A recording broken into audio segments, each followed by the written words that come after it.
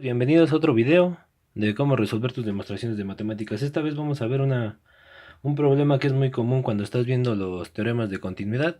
Y este es el caso cuando una función f de x cumple esta igualdad. Que f de x más y es igual a f de x más f de y para todo x y en R. Y que f es continua, entonces se debe de probar que f debe de ser continua para todo a en R. Bueno, esta demostración es bastante sencilla y lo haremos de la siguiente manera. Dado que f es continua en 0, entonces el valor de f en 0 es nada más que evaluar f en 0. Pero notemos que esto es f de 0 más 0, y por la hipótesis esto debe de ser f de 0 más f de 0. Lo cual nos implicaría entonces que f de 0 debe de ser igual con 0. Eso es por un caso. Ahora notemos que 0 es igual a f de 0, pero esto es igual a f de x menos x, y esto es igual a f de x más f de menos x. Lo cual nos implicaría entonces que f de x debe de ser igual a menos f de menos x para todo x en R. Ahora bien, utilizaremos el teorema de continuidad para sucesiones, es decir, daremos una sucesión xn que converge a A y probaremos que f de xn debe de converger a f de A.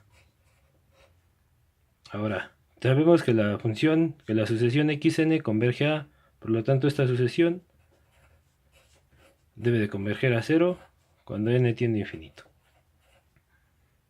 Dado que f es continua en 0, tenemos que el límite cuando n tiende a infinito de f de xn menos a debe de ser igual a f de 0, lo cual nos implicaría entonces que el límite de f de xn cuando n tiende a infinito más límite y por otro lado esto es igual a 0 al límite cuando n tiende a infinito de f de menos a, y esto es igual a 0. Por lo tanto, el límite cuando n tiende a infinito de f de xn debe de ser igual a menos el límite cuando n tiende a infinito de f de menos a.